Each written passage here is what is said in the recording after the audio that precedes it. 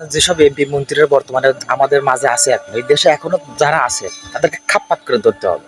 তাদেরকে খাপ্পাত করে ধরে প্রশাসনের মাধ্যমে দিয়ে দিতে হবে, নালিপাড়ের জনগণের মাঝে দিয়ে দিতে হবে। কারণ তারা দেশের দেশের লক্ষ লক্ষ টাকা অর্থ সম্পদ তারা হাতিয়ে নিয়েছে। তাদেরকে এই রাষ্ট্রের সম্পদ, এই দেশের সম্পদ তারা লুটিয়ে পিটিয়ে খেয়েছে। এবং এই এই রাষ্ট্রের সম্পদ তাদেরকে প্রতিটা সম্পদ রাষ্ট্রের রাষ্ট্রের রাষ্ট্রের কাছে বুঝে দিতে হবে। এবং সেই সেই অর্থ সম্পদ নিয়ে এই রাষ্ট্রের উন্নয়ন করা হবে। তাদের তার বিভিন্নভাবে তারা চলে যাওয়ার চিন্তা ভাবনা করতেছে এবং তাদেরকে খাপাত করে ধরতে হবে। দেখলেই তাদেরকে খাপাত করে ধরতে হবে, ছেড়ে দেওয়ার কোনো সুযোগই নেই। কারণ দেশটা তারা 12টা বাজায় গেছে। 11 লক্ষ কোটি টাকা তারা নাই উদাও। বাংলাদেশের পদ্মা সেতু কিন্তু 4-5টা করা যেত, মেট্রো রেলের মতো 100টার মতো করা যেত।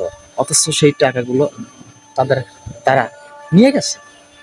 তাদেরকে যেখানে পাওয়া হবে খাপাত করে ধরতে হবে, ধরে এই দেশের মাটিতে তাদের বিচার হবে।